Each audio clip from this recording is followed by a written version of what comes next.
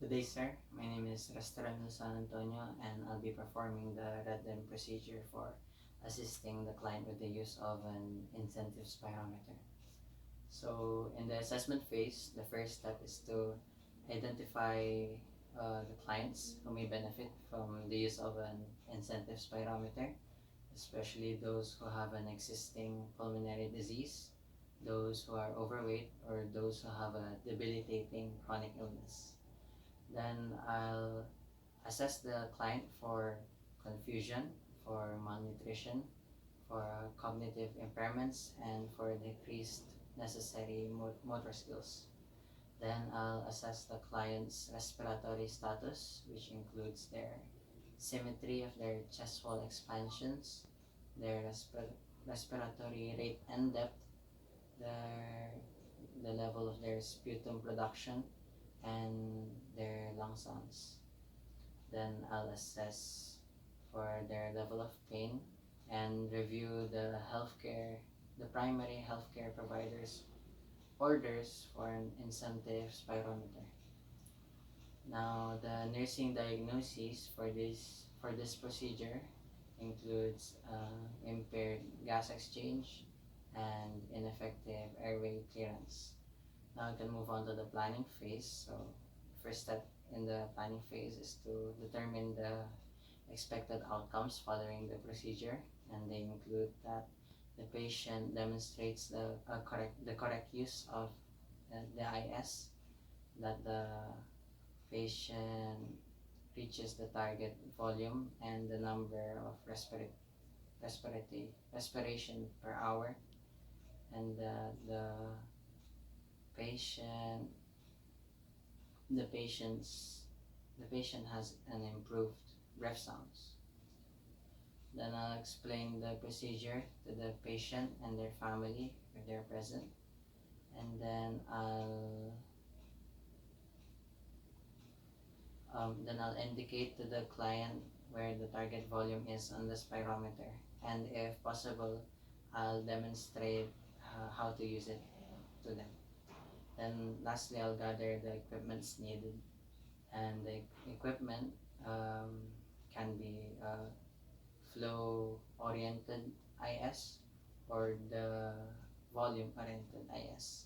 Now we can move on to the implementation phase. So the first step is to perform hand hygiene. So I'll use alcohol again. And next, I'll explain the procedure to the client. So, good evening, sir. My name is Ramil, and I'll be your nurse for today. I'll be assisting you with using this incentive spirometer so that we can breathe more easily and more clearly. So, is it okay for you to sit up, sir? Yes. Okay, thank you. So, next, I'll have the client exhale completely from his mouth, and then I'll place the mouthpiece of the spirometer onto the client's lips. And then I'll have the client inhale slowly and with a constant flow, sort of like if they were using a straw, drinking through a straw. And then once the client cannot inhale anymore, that means they've reached their maximal inspiration. And then I'm expecting that the client will be able to hold their breath for at least 3 seconds before expiring normally. Okay. So, sir, for this procedure, I'll have you exhale first completely through your mouth, and then I'll place this mouthpiece into your lips, and then I'll have you inhale slowly and with a constant flow, sort of like you're drinking through a straw, so like this. And then once you've reached your limit, then just nod your head so that I'll know, and then you can exhale. Okay, so you can hold it like this.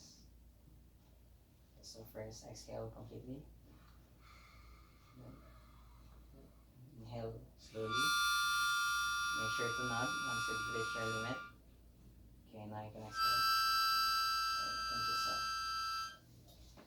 Now I'll have the client repeat this procedure several times and encourage him to reach the target volume each time.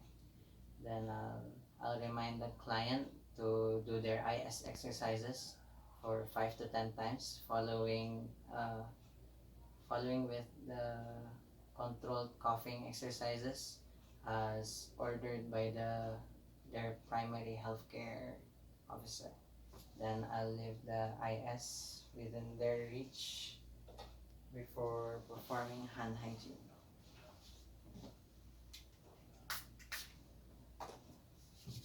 Now I can move on to the evaluation phase, the last step. Then the last step is to observe the client's use of the incentive spirometer by the return demonstration. Thank you. One